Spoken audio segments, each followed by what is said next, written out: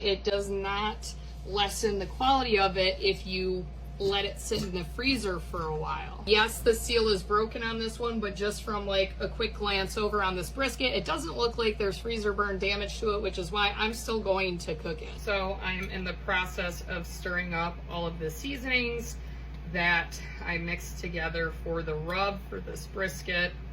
And there are a variety. I'll put a list here of measurements and the seasonings that I used. There is basically a brown sugar base is what I would call it.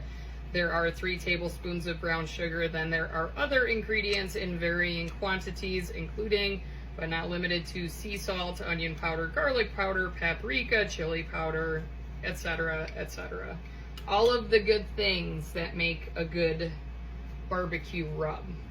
Now, one interesting thing, once I'm done putting the rub on my brisket, I then top it with minced garlic, which the garlic is not yet minced, but I will do that and show you. So excuse the mess here. My entire life is a hot mess.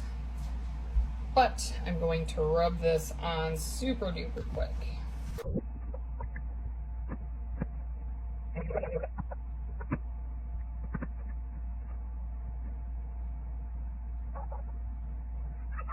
This right here is what I'm talking about. So this is my chimney. I love it. It is great.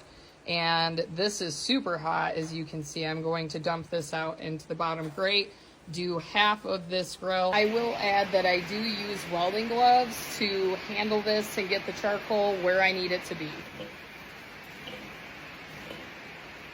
I'm also going to add more charcoal on top of these hot coals that are here right now. And one other thing that I do, because the original person that inquired about a brisket recipe doesn't have a smoker, which obviously I'm not using a smoker. I don't even own one. Anytime that I smoke something, I do it on my charcoal grill. So I have wood chips that have been soaked in water that I'm also going to put on the charcoal briquettes that are super hot. And yes, it does sizzle when you do that, but that's how you create the smoking effect. One last thing I do is add a pan of water. I would like to use a smaller one, but this is the only size that I currently have, and I just fill it up with water, and it just kind of helps to retain moisture. So you can see that the smoke is already starting to come off of those wood chips. So this has been effective, at least in my experience.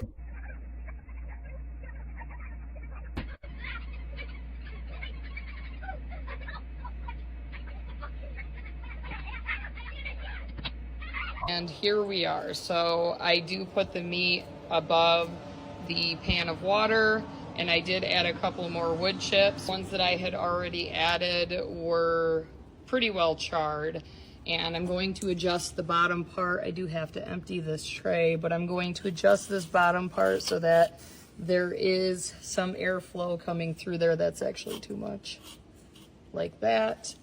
And when you put the top on the grill, you also want to make sure that the side where the meat is where you want this to be. Now, I just put this on so it's not super hot. I'm going to grab my gloves.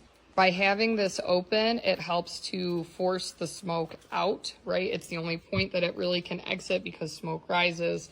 So I'm going to close it a little bit more. This is also how you adjust the temperature, and right about there is where I'm going to leave it. It has only been on this grill for a couple of minutes, and the smell is already amazing. So I think that this recipe will actually be a win, but I'm going to continue to monitor the temperature of the grill itself, and I've got to go and get chores done now that our massive thunderstorm warning is over.